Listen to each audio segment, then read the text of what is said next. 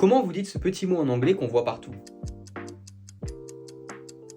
Eh ben non, on va pas dire off, mais on va plutôt dire of, avec un V à la fin. Et ce mot que vous connaissez aussi, qui est le passé du verbe dire, comment est-ce que vous le dites?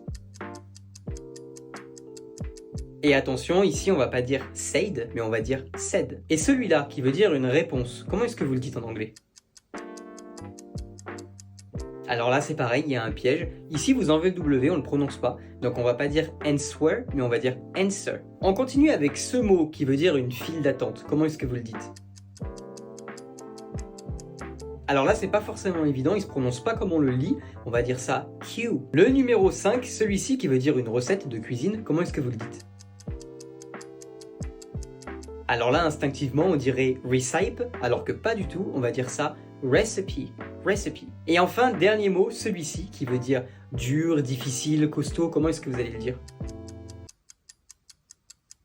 Eh bien joué, si vous le saviez, il se prononce absolument pas comme on pourrait le lire, on va dire ça tough. Le son c'est entre un A, un E et un O, alors c'est un son qu'on n'a pas en français, et à la fin le GH ça se prononce comme un F.